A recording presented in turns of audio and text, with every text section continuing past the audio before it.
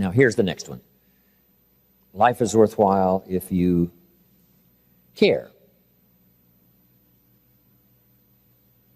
It's worthwhile if you learn, it's worthwhile if you try, it's worthwhile if you stay, and it's worthwhile if you care.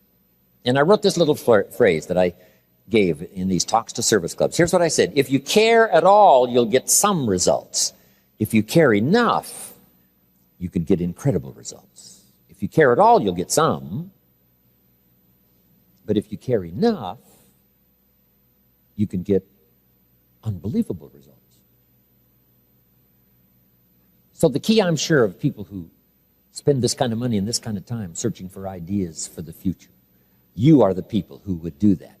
Not just to care at all, but to care enough. To care enough to make a difference, to care enough to turn somebody around, to care enough to start a new enterprise, to care enough to change it all, to care enough to be the highest producer, to care enough to set some records, to care enough to win. Okay. So that was my little talk to service clubs when I first got started. Right? That's how I started. Communication wasn't that easy for me when I first started. My first little talk in this little business Mr. Schoaf invited me into, my first little talk, I stood up, my mind sat back down, right? I opened my mouth and nothing came out. My knees were banging together and sweat pouring off my face. It's called terror, in case you haven't tried it, right? But guess what I did?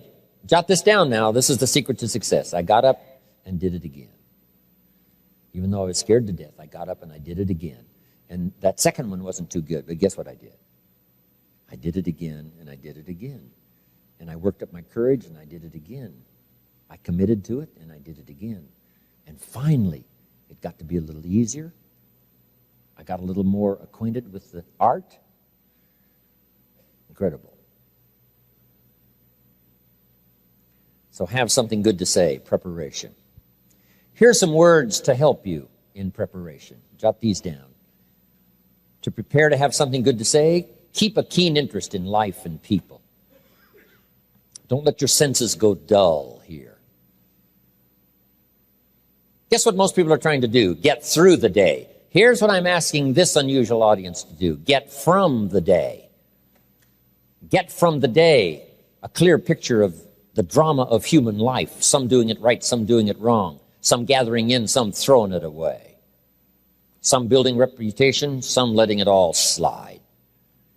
Get from the day what's happening in politics, right? Read the newspapers, read the magazines, find out what's going on. Get from the periodicals, get from the day, get from what's happening. Get from your job, get from your career, get from the people around you, what's happening in the community. Get all of that. The positive side, the negative side. My parents used to say, attend everything. Some things are so costly, it might be a little out of reach for a while, but Andrea Bocelli came to Beverly Hills. Guess what the tickets cost? $2,500 for a 2-hour performance. That's pretty good pay, $2,500. So some things might be out of reach, but whatever you can go to, get to. Save up the money and go. Save up the money and go. So that you'll be more aware of what's going on around you. Keep up that keen interest in people. Why do they do what they do? How come things are happening today that didn't used to happen 30 years ago? Okay. Now the next word is fascination. To be fascinated with life and people and the drama that's live and in color every day. CinemaScope. Fascination goes a little bit beyond interest. Interested people want to know, does it work? Fascinated people want to know, how does it work? Kids have this unique ability to learn several languages in a 6-7 year period. And the reason is because they're so fascinated, they're so interested, they're so curious. Kids have to know. And that's how the drama of their learning takes on such speed in such a fairly short period of time, is because of this unusual interest and fascination and curiosity. You know, we're walking on ants, and kids are studying them. Said, don't walk on these ants, I'm studying them. How come an ant can carry something bigger than he is? That's a good question. They must be unbelievably strong if they can carry something bigger than they are. Here's what else I've learned. To be fascinated instead of frustrated. It's just a little trick to play. The next time you're tempted to be frustrated, see if you can't turn it into fascination. Instead of a frown, it puts a smile on your face. Now, sometimes you look a little weird, but so be it. Says, how can he smile? I don't know. Must be somebody different. Babe Ruth, the home run king, right? Back in those days of baseball, used to strike out, come back to the bench smiling. They used to say, Babe, you just struck out. How can you smile? He said, I'm just that much closer to the next home run. Just stick around. Won't be long. One will be sailing over the fence. So you find it fascinating instead of frustrating. Just try it. Just try it. I've learned. In Los Angeles, I'm on the freeway headed for the airport. My airplane leaves in 45 minutes. The traffic's moving, not 1 inch. I'm now fascinated. I'm telling you. I've learned how to do it. Now, make this note. It doesn't work every time. Nothing works every time, but every time you can get it to work, guess what? It'll benefit your day. You'll get more from it. To be fascinated instead of frustrated. Now, I've also learned the ultimate. I'm fascinated by my own frustration. How come it doesn't take me long to lose it on occasions? It must be from my father's side. My mother was a gentle soul. Just find it all fascinating. I talked to a lot of the network marketing companies over the years, and I give them that little clue. Somebody joins, you say, oh, they're going to stay forever, and then they leave right away. You have to say, isn't that interesting? And some of you thought never would make it. Sure enough, they become superstars. You have to say what? Isn't that interesting? I thought they'd stay forever. They don't stay. Isn't that interesting? I didn't think they would do anything. Look what they're doing. Isn't that interesting? So that's a good phrase. Just find it interesting. Find it fascinating. Say, wow, I never thought that would happen. I had another picture in mind. Wow, was I ever wrong? Right? And it's good sometimes to be wrong on the positive side. I didn't think it was going to work. It worked. Say, what if somebody doesn't look at your business opportunity? Say, well, what if they do? I mean, it doesn't take much to turn the question around. Say, what if they won't join after they look? But what if they do join? What if they join and don't stay? I got a better question. What if they do stay? What if they quit after 3 months? I got a better question. What if they stay after 3 months? So sometimes little tricks here that you can play just to give yourself a different look, because somebody could either stay or leave, and wouldn't it be better to assume that they would stay, and then if they leave, say, isn't that interesting? I've learned to do that with myself. Wow, look what I did. Isn't that interesting? Wow. I thought I was going to behave better, but wow, I lost it. Isn't that interesting? I thought, sure, that wasn't going to bother me. Sure enough, I thought I had a handle on this. Looks like I got some work to do, right? You just find yourself fascinating and interesting as you journey through life. So give yourself a chance, okay? Now, here's the next word that's very important if you want to be a good communicator, and that's sensitivity. Sensitive to someone's drama, someone's trouble, difficulty. As you contemplate your own, now you can be sensitive to someone else. And there's no better way to be helpful than if you do your best to try to understand. Here's the old phrase, we've heard it, let's jot it down this time. Learn to walk in someone's shoes for a while. Try to understand where they are. How come they're in this dilemma? Maybe it's something that I don't know, I don't understand. How come this person is losing his temper when he should keep it? Who knows what might have happened the last 3 weeks? I don't know. Let's give somebody room by trying to understand. Sensitive to someone lashing out, being difficult at the time. Hey, we can handle that. We don't have to retaliate and fight back. Can't we say, hey, maybe there's a good reason why this person behaves in this way? That's an easier way. Sensitivity. Trying to understand. Trying to comprehend the full drama of human experience.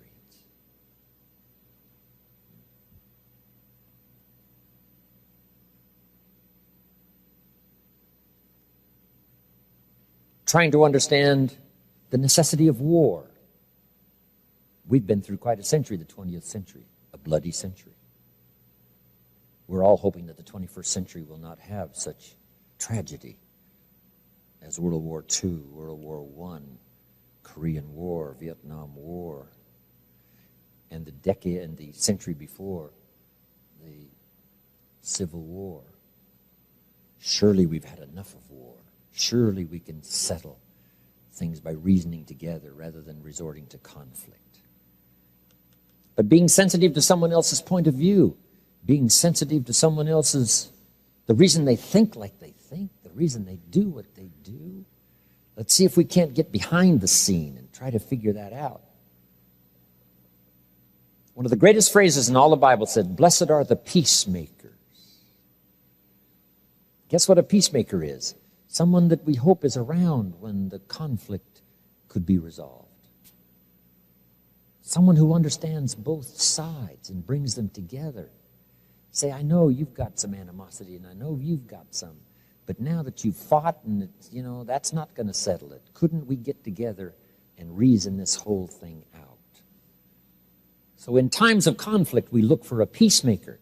And the peacemaker has to understand both sides of the issue. Say, I understand your dilemma, and I can see where you're coming from. And I can understand why you would say what you said back then, and you said what you said, but hey, isn't there a better way? Couldn't we find a better way to settle it all? And that's what we're looking for. Parents have to learn to be peacemakers when there's two sides to the issue. And maybe neither one is that far wrong, but to try to settle it. And in order to do that, we have to understand both sides. We have to understand the feelings on both sides. And that kind of sensitivity now gives us a wonderful opportunity to grow so that we can communicate and our words will be meaningful when the test comes and the drama comes and the time comes to step up and speak, or to sit down and speak, or to be quiet and speak, or to be loud and speak. Whatever that might call for, we'll be prepared if we do have a genuine understanding. How come in Northern Ireland the Protestants and the Catholics can't get along? I mean, why fight over religion? Someone says, well, mine's important. Well, sure. The other one says, hey, you don't know how important mine is. And we say, finally, look, even though we disagree, couldn't we agree to disagree, but not kill each other? But unless you really know the conflict and the depths of the conflict and the roots of the conflict and how far back it goes and the animosity on both sides, I'm telling you, it is real strategy to try to keep things in balance and keep the ship from sinking and try to resolve the conflict. But it calls on the greatest of communication. So jot this word down. It's a very important word in political circles, diplomacy. Diplomacy is having this sensitivity to the wider range of why people do what they do and why the conflict occurs, and then come up with an answer. Diplomacy. Big D, diplomacy. Not start another war, not start another conflict, but try to settle it to the best of your ability using the best art of diplomacy. Next, to have something good to say, you've got to have working knowledge. This is where your journal comes in. This is where gathering ideas comes in. This is where the notes you're taking this weekend come in. This is going to serve for you an incredibly good resource to go back, study, review, and pick up all these ideas that can be useful to you when you get ready to talk, when you get ready to speak, when you get ready to train, when you get ready to conduct a seminar, a lecture, or family council. You'll have something good to say. So don't be lazy in language. Don't be lazy in gathering up ideas. I know it's hard work, but it's work that pays off so immensely. So that's number one. To achieve good communication, have something good to say. Now we've got to move on. Here's number two. Now you've got to say it well. Just because you know something and have plenty to say, now it's very important how you say it. Here's what we teach in sales. It's not so important what you say as how you say it, how you deliver the message. Key phrase, the manner in which you talk about the matter. Sometimes it's the manner that wins the day. Not just the matter, but the manner.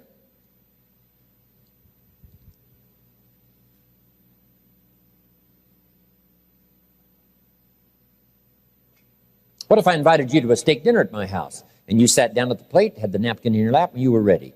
But I backed up to the other side of the dining room, picked up this steak now that's well done, you could smell it, and it is ready to go. And I wind up like a big league ball player and let you have it right in the face.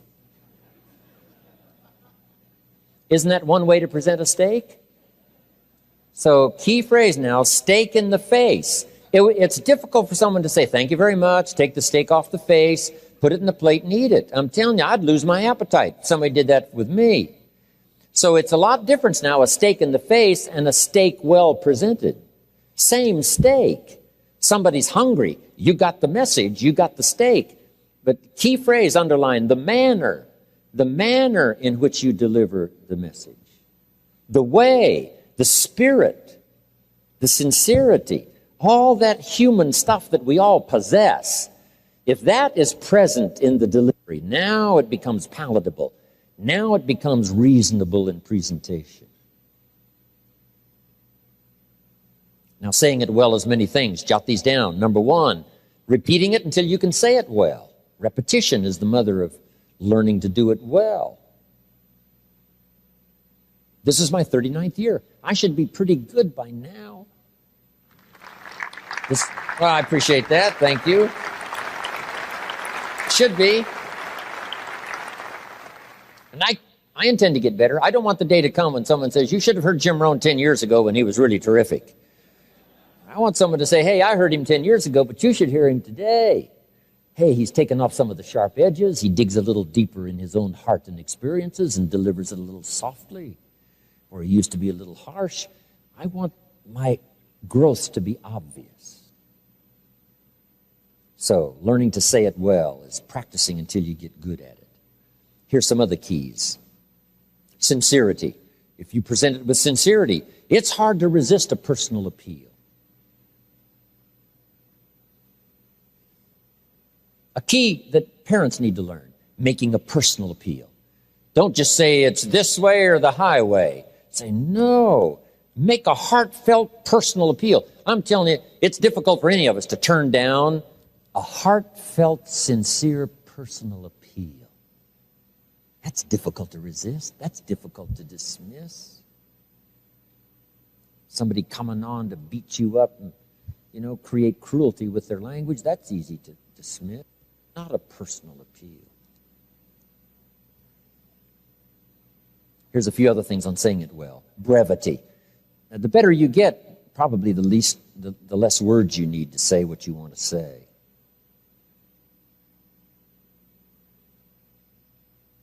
We learn to be brief in presenting an idea. If it takes 2 hours to present one simple little idea, that's too long.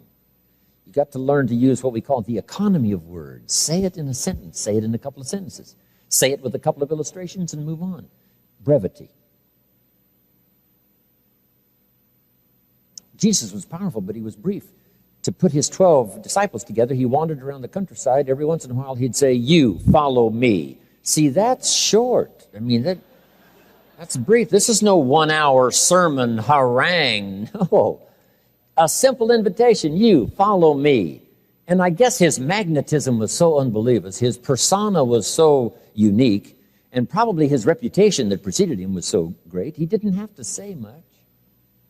So jot this down. If the person you are is so unique, you probably don't have to say very much.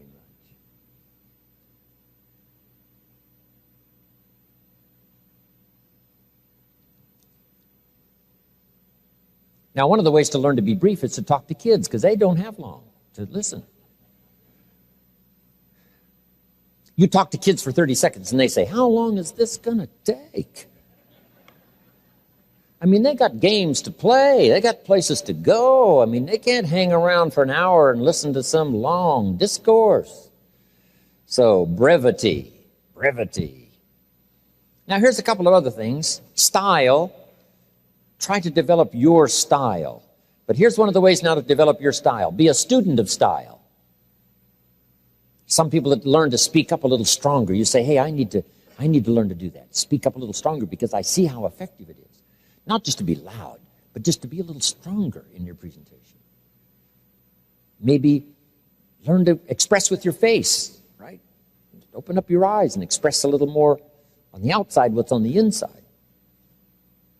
Gestures might be helpful. Frank Sinatra was the master of phrasing and timing and lyrics and the passion that he put into his singing.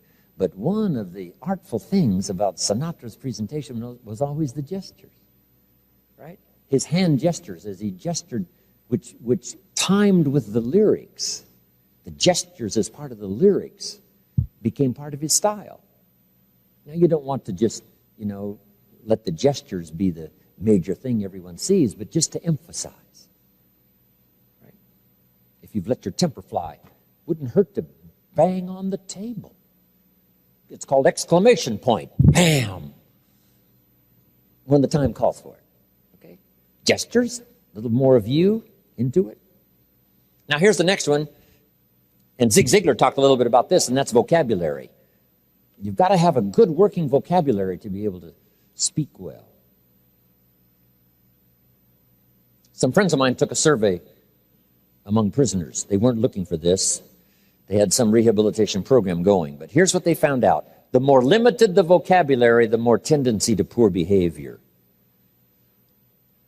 Interesting. Here's why. Vocabulary is a way of seeing. What if you can't see very well? Imagine the mistakes you would make every day if you couldn't see very well. Not just seeing with your eyes, but seeing with your mind. What if you looked at everything a little distorted? Then you tried to make decisions during the day, where to go and what to do and what to restrain and what to let go. And if you made those mistakes every day, can you imagine how small a world you must have to live in by making such horrendous mistakes every day? And the reason why people make so many mistakes every day, especially sometimes in those early years, is because they can't see very well. What if you could only see the world through this little tiny hole? And somebody would describe the world as like this, and you say, no, the world is like this. You say, no, that's crazy. The world is like this. How come they think it's like this? It's because that's all they can see. They can't see expanded opportunity. They can't see the promise of the future. They can't see the hope for tomorrow. Their world is so small. Part of it is lack of exposure. Part of it is lack of association. But part of it is a limited vocabulary. Limited tools with which to see. Here's the next one. Limited tools with which to express. And if you can't express very well what's going on in your head, let alone your heart, you can imagine the mistakes you make. You can imagine the narrow, small world you live in. Finally, you only need a place 8 by 10 to live because your world is so small from lack of sight. So keep working on your vocabulary. Next, in saying it well, don't fail to say it because you need the practice.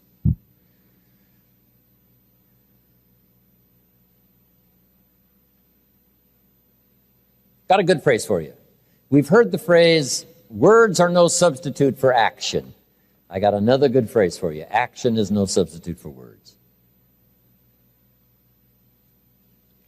Practice saying things well. Men probably need a little more coaching on this than women. Women seem to be able to express better, say things better, more readily willing to talk about it.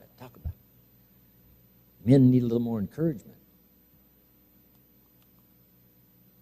Don't let some act do all your talking. It's okay to give someone flowers, but flowers have a limited vocabulary.